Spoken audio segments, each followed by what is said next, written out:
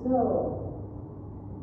what are the common fears, right, and misconceptions about public speaking? A lot of people thought you will be soon, or some of you are employed, is that correct? Or all of you are students? Are you all students? Students, raise your hands. Okay. Working, raise your hands. Okay. So, about 20%. Okay.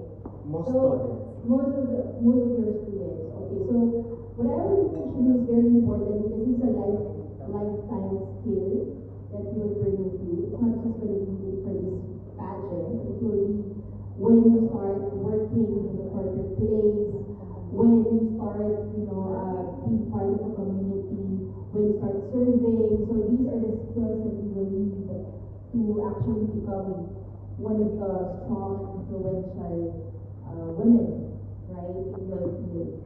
So I think this is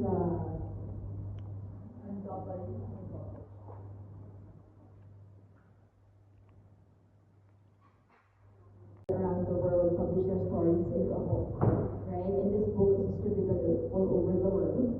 And this is the story is with all these activities, the workshop and the Q&A, or the reading, right, and the Q&A, and they will give their points, right? What some individuals were presented or represented by the others. Did you hear something like that?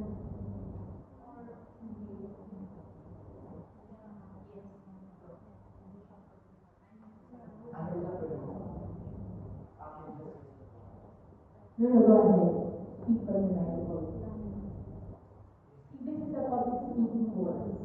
So you have to be ready to be called and speak, right? And you're just reading. The greatest fear is actually public speaking. It's not even death, right? It's public speaking. As number one. Okay. So what do you think some people, or most of the people, are fearful about public speaking? So these are the misconceptions. One, a lot of us are fearing failure, right? Can you please read this for me? Where's the list? We have the list of the names. Okay. Can you please read this for me? Alexia.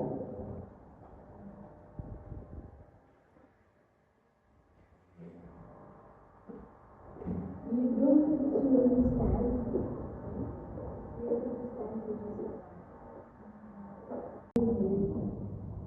So as I said earlier, thank you, Alexia. So as I said earlier, this is like, you are afraid that you will be rejected, right? That's why you don't want to speak in front of people. And that's something that you have to address in yourself. Next, can you read the next misconception, Angel? Misconception, can you please put it next slide? Okay, please read this, Chris.